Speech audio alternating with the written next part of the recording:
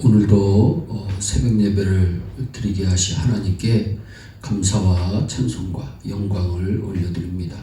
우리 다 함께 사도신경으로 신앙 고백하신 후에 찬송가 439장을 부르신 후 에레미야서 21장의 말씀을 읽으신 다음 오늘 말씀을 듣도록 하겠습니다. 하나님께서는 생명의 길과 사망의 길을 우리 앞에 두셨습니다. 사람이 살다 보면 고통스럽고 죽고 싶고 내가 이렇게 살다가는 망하겠구나 하는 상황이 올 수 있습니다. 그러면 사람이 죽고 멸망당할 위기에 처할 때 어떻게 해야 생명의 길로 갈 수 있겠습니까? 에레미야서 21장을 보면 유다의 마지막 왕인 시드기야가 이런 위기를 당하게 되었습니다. 그러자 1절에 시드기야 왕이 스바냐를 보내어 에레미야에게 말합니다. 바벨론 왕 느부갓네살이 우리를 친히 청컨대 너는 우리를 위하여 여호와께 간구하라 합니다. 시드기야 왕이 애국과 동맹을 맺어 조공을 안 바치겠다고 반란을 일으키니 바벨론 왕이었던 느부갓네살이 쳐들어와 유다를 멸망시키려 합니다. 그러자 유다의 무기도 군대도 높은 성도 아무 유익이 없었습니다. 설상가상으로 예루살렘 성내에는 먹을 것도 없고 기근에 연병까지 돌았습니다.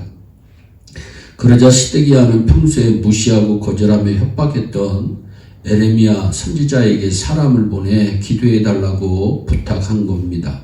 이 위기에 혹시 당신이 기도하면 하나님께서 기적을 일으켜 바벨론 군대를 멸망시키고 우리를 건질지 않으냐. 그러므로 우리를 위해 기도해달라고 말합니다. 하나님의 응답이 8절과 9절에 있습니다. 내가 너희 앞에 생명의 길과 사망의 길을 두었노니 이 성에 거주하는 자는 칼과 기근과 연병에 죽으려니와 너희를 애워싼 갈대아인에게 나가서 항복하는 자는 살리라. 갈대아인은 바벨론 군사를 말합니다. 에레미야의 메시지는 바벨론 왕 느부갓네살에게 항복하면 살 것이라는 것입니다. 역사가다는 느부갓네살 왕이 대단히 잔인하고 무자비하다고 말합니다.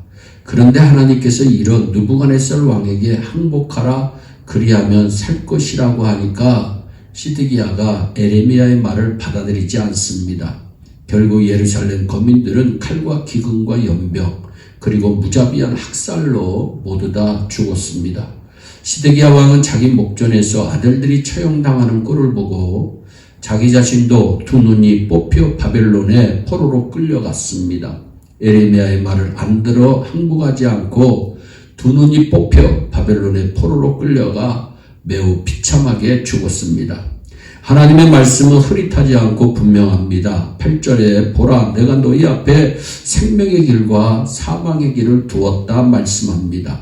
그대로 앉아있으면 사망의 길로 가는 것이니 일어나 나와 생명의 길로 가라 말씀합니다. 예루살렘에 그대로 주저앉아 있으면 칼과 기근과 연병에 걸려 죽을 것이니 그대로 앉아있지 말고 일어나 생명의 길로 가라는 말입니다. 모세도 신명기서에서 결론을 이렇게 내립니다. 신명기 30장 19절 말씀에 내가 오늘날 천지를 불러서 너희에게 증거를 삼노라. 내가 생명과 사망과 복과 저주를 네 앞에 두었은즉 너와 내 자손이 살기 위하여 생명을 택하라 말씀합니다. 구약은 신약의 그림자여 예표입니다. 모두 신약 성서에 예수 그리스도의 말씀의 예표입니다. 예수 그리스도의 말씀이 실체인 것입니다. 예수 그리스도께서는 죄인들 앞에서 생명의 길과 사망의 길을 두셨습니다. 다른 말로 하면 천국 길과 지옥 길, 축복의 길과 저주의 길, 좁은 길과 넓은 길을 두신 것입니다. 예수님께서는 우리 앞에 두 길을 두셨습니다. 다른 길은 없습니다. 중간길도 없습니다. 우리는 두 길 중에 하나를 가야 합니다. 생명이냐 사망이냐 이것이 매우 중요한 문제입니다. 이 세상에서 돈을 좀 잃었다고 할지라도 크게 걱정하지 마세요. 돈이야 잃을 때도 있고 딸 때도 있습니다. 그러므로 잃으면 그러려니 하시길 예수님의 이름으로 축원합니다. 사업도 잘 될 때도 있고 못 될 때도 있습니다. 건강할 때도 있고 약할 때도 있습니다. 그런데 이런 이생의 문제는 생명이냐 사망이냐 하는 영원한 문제에 비하면 중요치 않다는 말입니다.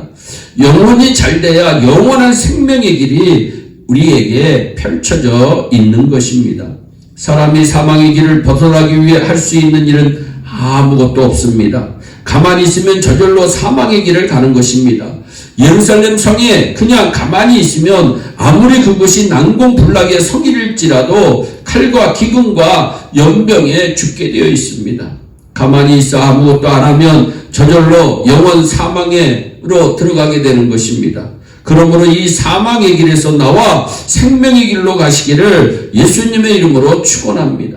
성경은 바벨론 왕 느부갓네살에게 항복하라고 말씀합니다. 느부갓네살은 지금 하나님의 종으로 와서 예루살렘을 벌주고 있기 때문에 그에게 항복하는 길이 사는 길입니다. 느부갓네살에게 항복하면 그가 아무리 잔인해도 하나님께서 느부갓네살 왕의 마음을 주장하여서 항복한 사람을 모두 살려주겠다는 말씀입니다. 그것이 살 길이라는 것입니다. 사람이 죽을 고통에 처하면 유행과 기적을 바랍니다. 그렇지만 살 길은 여행이나 우연히 기적처럼 오는 것이 아닙니다. 살 길은 우리의 구원자이신 임마누엘의 하나님 예수 그리스도께 전적으로 항복하는 데서 오는 것인 줄로 믿으시기 바랍니다. 예수님께 항복하는 길이 살 길입니다. 예수님께서는 나는 그 길이요 진리요 생명이라고 분명히 말씀하였고 천하인간 중에 예수가 아니면 하나님께로 올 자가 없다고 성경은 분명히 말씀합니다. 느부갓네살 왕이 쳐들어왔을 때 예루살렘에 머물 것이냐 항복할 것이냐는 것은 누가 대신 결정해 주는 것이 아닙니다. 왕에게 물어볼 것도 없습니다. 어머니나 아내나 남편이 대신해 주는 것이 아니라 우리 각자가 홀로 결정해야 합니다. 나는 가만히 있으면 사망이다. 지금도 내가 가는 길은 사망길이다. 그러니 나는 예수님께 항복하겠다. 이 길만이 살 길이다. 고백하는 저와 여러분이 되기를 예수님의 이름으로 축원합니다. 내가 예수님께 항복하는 만큼 나에게는 축복이 오고 생명이 온다는 사실을 아시고 예수님께 전적으로 항복하시기를 예수님의 이름으로 축원합니다. 기도하겠습니다.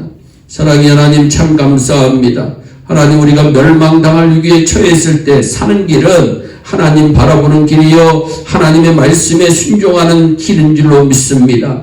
아버지 우리 예수님께서 나는 그 길이요 진리요 생명이니 나로 말미암지 않고는 아버지께로 올 자가 없다고 분명히 말씀하셨는데 우리 예일의 성도들이 이 어려운 환경 가운데서 주님 바라보게 하시고 예수님 의지하게 하시고 하나님의 말씀에 순종함으로 말미암아 하나님 앞에 영광 올려드리는 축복에 귀한 주인공 되게 하여 주시옵소서. 감사하고 예수님의 이름으로 기도하옵나이다. 아멘.